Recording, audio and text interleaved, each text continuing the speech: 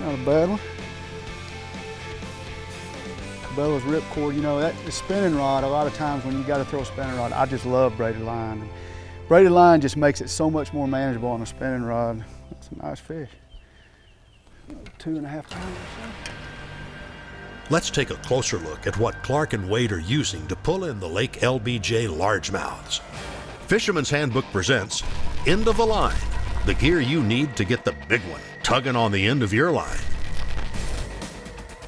You know, for this lake, it's just a shallow lake. When you get in these pockets, everything's shallow, 2, 3, 4 foot at the very deepest. And so that's where those fish want to be, is up shallow, but it's not like you're in deep water, you know, sitting in 8 foot throwing at the bank. You're in 2 foot throwing at the bank. So fish just kind of spread out on these flats, and I like having a lot of baits rigged. The main baits we've thrown today is a soft plastic jerk bait, you know, a trick worm, and then we've sight fished some. And the Ripcord 8, I mean, it's awesome line. You spool that up, you have no problems with your spinning rod once you do that. You put on a fluorocarbon leader and you're ready to go.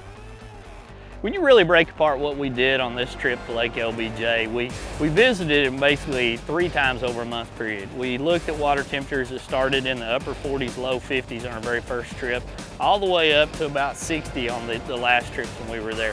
We found fish every time incredibly shallow, but we also found them in some mid depths as well. What we really keyed on was covering a lot of water to find pockets and coves that had fish in them.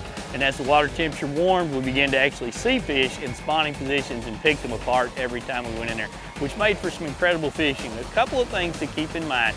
You notice we always had a lot of rods on the deck, and that's because we were fishing a lot of different styles as we moved around these fishing areas. So, you know, for you as a fisherman, make sure you're prepared to fish a variety of baits. Hopefully this trip kind of clued you in on the different styles and techniques that are going to be successful as the water warms in the springtime. We had a lot of fun going there 3 different times, and I promise you, if you keep an open mind like we did, you will catch fish.